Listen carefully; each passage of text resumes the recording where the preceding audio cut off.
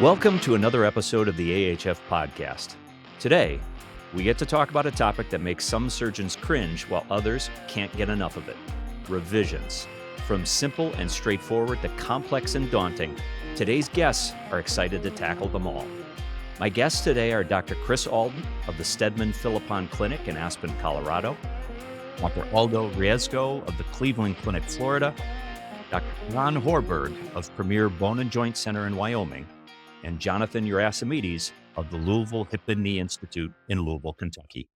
Jonathan is also the immediate past president of the Anterior Hip Foundation and a pretty amazing surgeon. But don't let his website fool you. His hair is definitely gray now. And because this is such a big group, I've asked Dr. Charles Lowry, vice president of the Anterior Hip Foundation, to join me today as co-host. Gentlemen, welcome to the Revision Roundtable. Let's start by having each of you briefly tell our listeners a little bit about yourself, a little bit about your training and your practice. And Aldo, why don't we start with you? Yeah, so I grew up in Miami, Florida, studied here for undergrad, went up to New York for medical school and my orthopedic surgery training, and then spent a year in Charlotte during fellowship. And that's really where I really I guess my anterior hip experience and exposure really took off.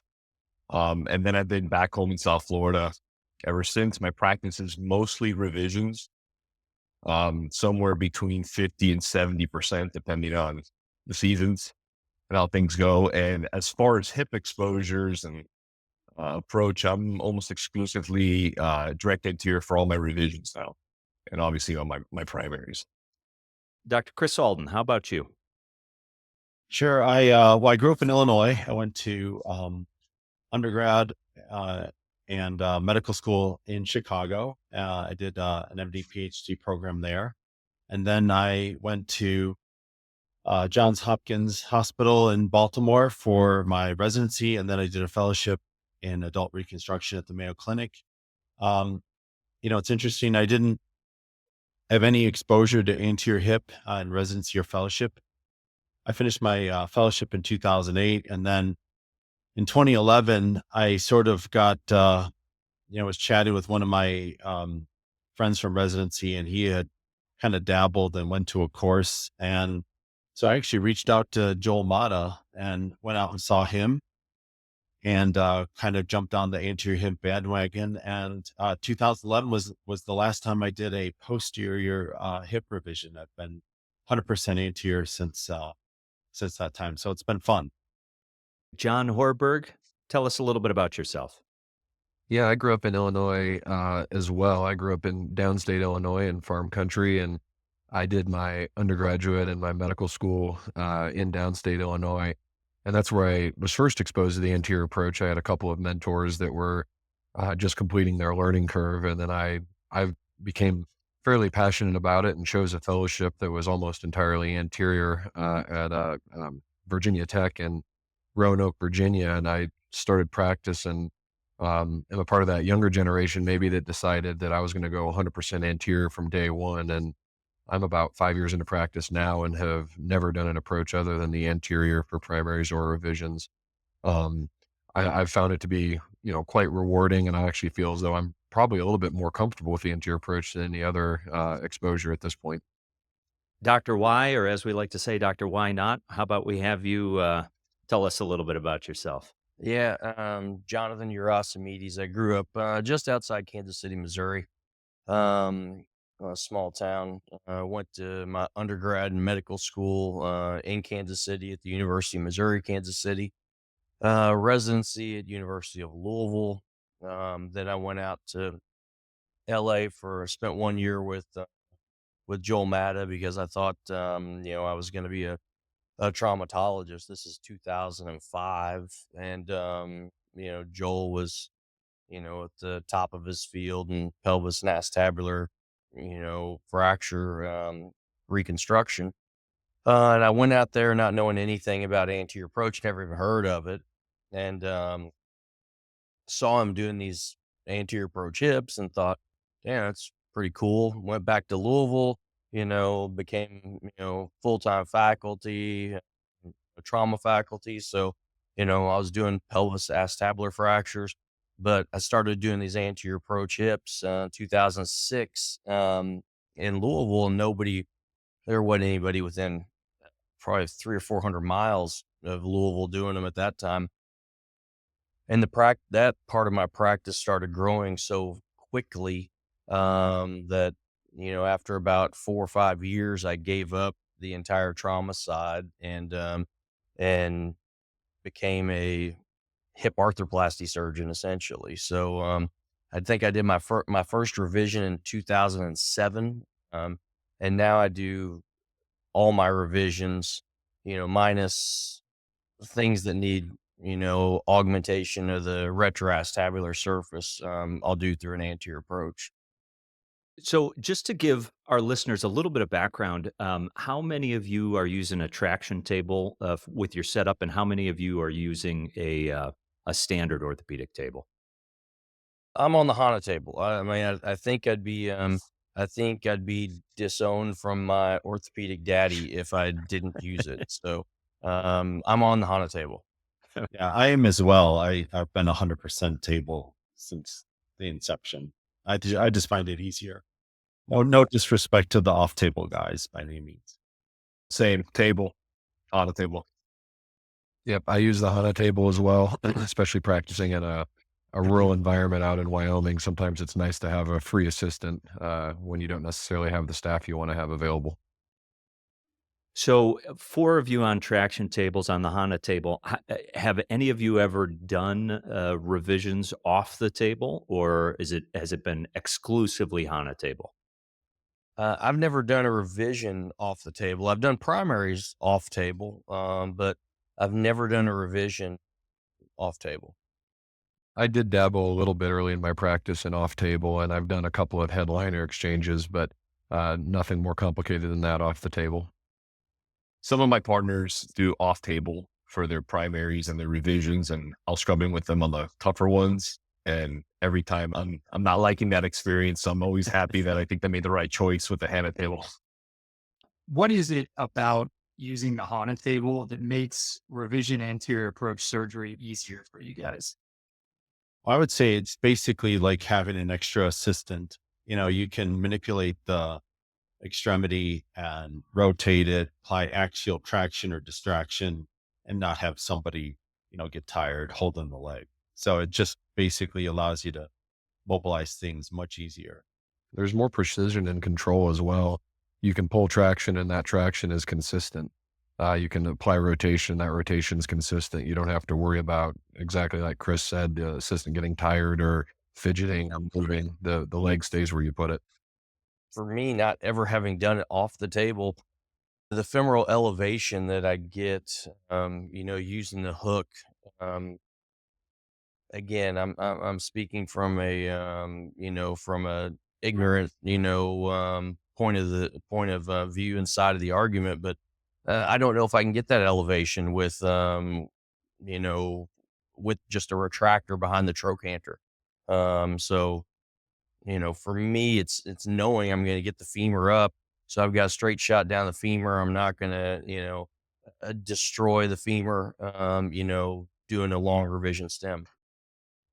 Yeah, I think the femur is easier, but also like what Y mentioned about getting like retroacetabular. I've done now a few posterior column augments, and I think the HANA table, by having the basically the butt be unsupported, right? It's just kind of floating there. It allows that soft tissue to kind of fall back a little bit when I come down the outer table, the pelvis, and I can get a little easier exposure there. So I think it's a no brainer if you do really complex revision work from the front. I think adding to that as well, leg length discrepancies are more easier to deal with. If you have scarring or proximal migration of the femur on the operative side, when you're going off table, you don't have the ability to apply counter traction. So having a post in the center, having the other leg tethered, and then you pull traction on the operative leg, it's easier to pull the femur down distal in those cases where the leg wants to be riding more proximal and it's scarred in. Do you ever get worried about traction injuries in those circumstances, John? I haven't. Usually the portion of the operation where I'm actually applying traction is fairly limited. It's nice to be able to have counter traction on the contralateral leg and get length when you need it. But the majority of the case, especially the acetabular exposure, the leg is off traction. And then it's only, during reduction and specific portions of the case where I really feel like I need to pull that leg down. Do you find that you approach draping differently in your revision scenarios, or have you done enough revisions on the HANA table that you're pretty much draping both revisions and primaries the same way? I personally do it the same way. I like being able to see the contralateral leg, and I err on the side of clear drapes overall. I haven't made any major changes on my draping, aside from edging proximal or distal if I know I'm going to expose the entire femur, if I'm going to expose the pelvis. Yeah, I think just like any revision for me, it's just I get a little, maybe wider field of view. On a primary, I'm probably prepping to 2/3 down the thigh. On a revision, I'll typically prep all the way down to the knee. And on a primary, my proximal part of my draping is roughly the belly button, the umbilicus. I tell the nurses, you know, straight from the belly button down to 2/3 on the knee.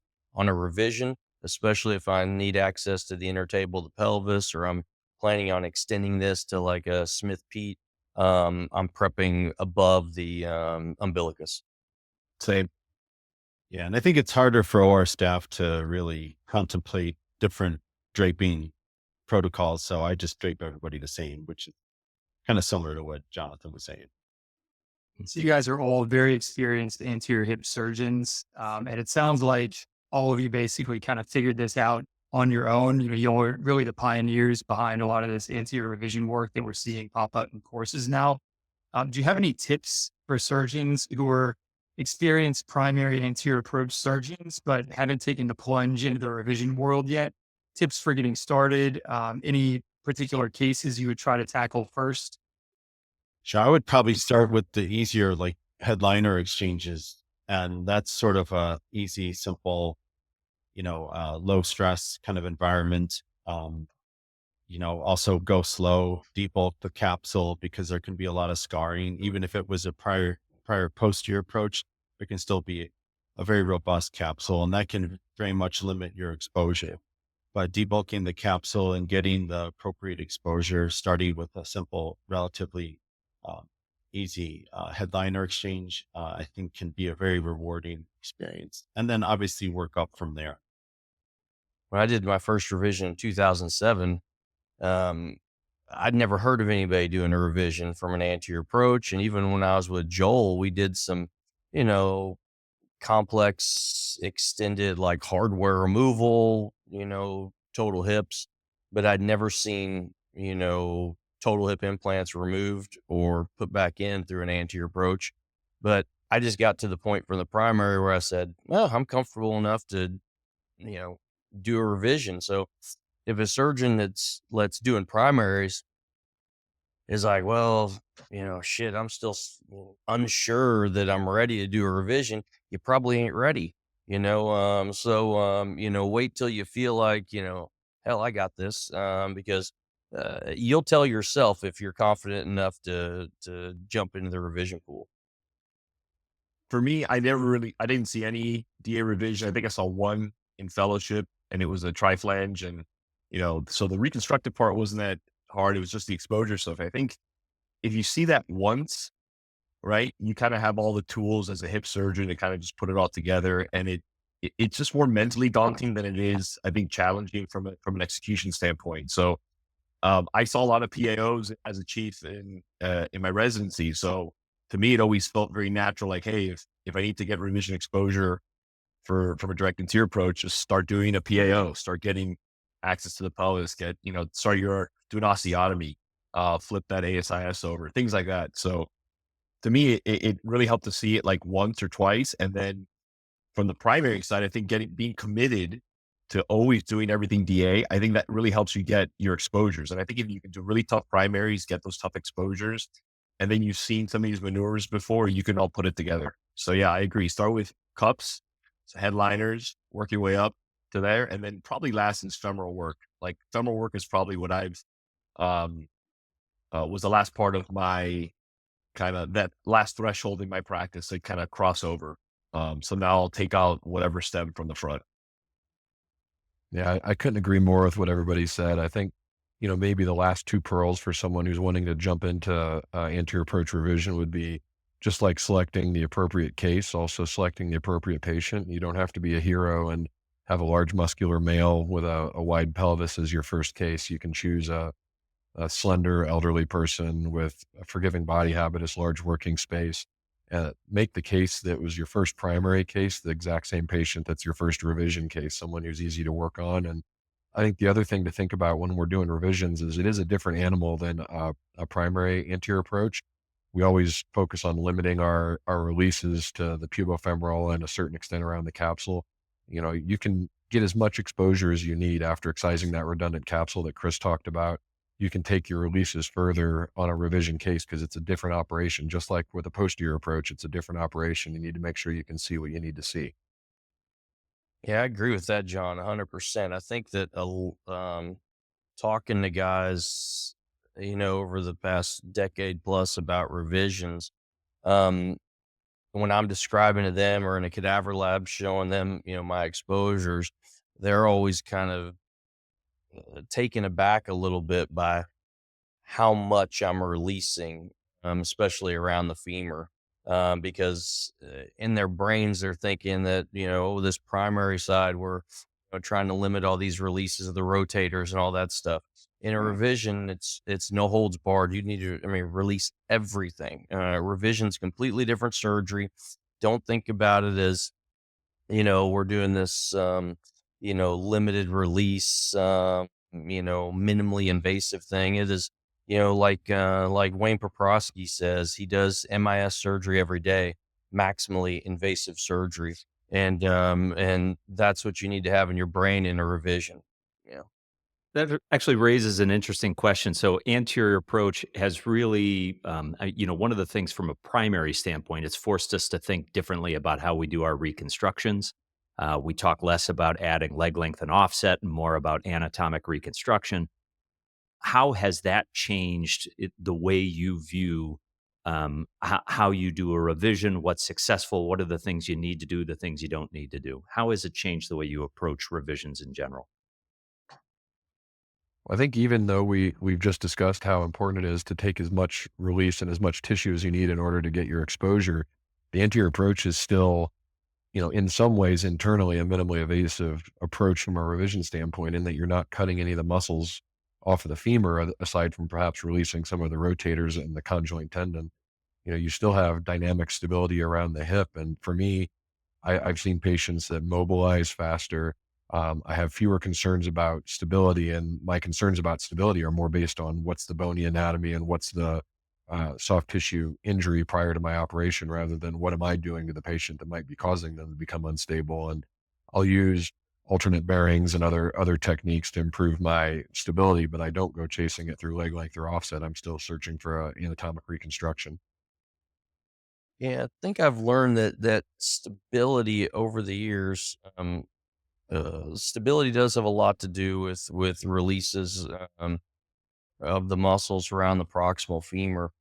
But as I've done this more and more years, starting to look at things like maybe you know a lot of our enhanced stability has to do with just proper implant placement, because from a posterior approach, it's so hard to get consistent implant positioning from the hip center of rotation to the anteversion abduction on the cup.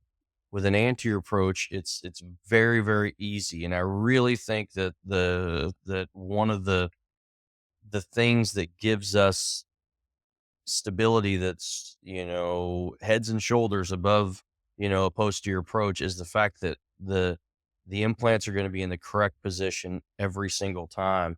And with the addition of alternative bearings like dual mobility, it's ridiculous. I never put people on hip precautions after a revision surgery, with my 32 and 36 heads, and certainly now with dual mobility, I don't. And it's not because I don't do massive releases, but my implants are always in a good position, and it's just more reliable in a supine positioning and having fluoro available. Yeah, to me, with the anterior approach, I mean, like I was doing posterior hip revisions and just in my training, you get that post-op x-ray, you're not using, uh, usually intraoperative imaging, anything short of a disaster, you'll accept, right? While the anterior approach, you accept nothing short of perfection in terms of your component placement and your x-ray. Like, exactly what's going to look like. You recreated that offset, that length. You've put your hip center where you need it to be. So there's there's a lot more precision, at least in my hands. And I think it's a more ergonomic approach for me as a surgeon. I'm standing up. I'm not hunched over. I'm not exhausted at the end of the case like I would on a hard posterior approach. And I think hard hips are hard hips, regardless of what approach you do. So I like having that kind of precision with a supine direct anterior approach. Thinking about people getting started with anterior revisions, is there anything extra or special equipment wise that you guys need for the exposure, retractors, et cetera? I actually use all the same retractors on a primary that I do on a revision. I wouldn't say there's anything, necessarily extra that I would use on a revision. Yeah, I agree with Chris. I have the exact same retractor set, whether I'm doing a revision or a primary. It might change if I'm doing like an osteotomy of the femur. I might get some extra retractors, but for 90% of my revisions, it's the exact same tray. And I think that also, it helps a ton with, with your staff in the hospital, with nurses, with scrub techs. I mean, my trays, my draping are all the same, patient to patient to patient. And there's no like guesswork, on the staff side trying to set something up on, is this going to be different than the last the last case we just prepped? So it's consistency. I think consistency equates to efficiency as well. So I think being consistent and learning to use the same things for all the cases will help you as a surgeon, and it'll help your efficiency in the operating room. Yeah, I agree with that. I think that's part of the eliminating that mental roadblock to doing revisions is, hey, this is the same trays, same retractors. It's the same surgery. I'm just doing maybe a touch more here, a touch more there.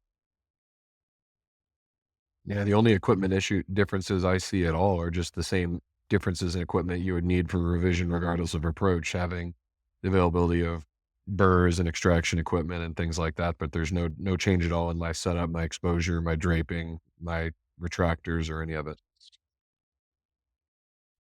Thank you for joining us for part 1 of the AHF Revision Roundtable. Join us again next week to hear more tips, tricks, and pearls from our panel of expert revision surgeons.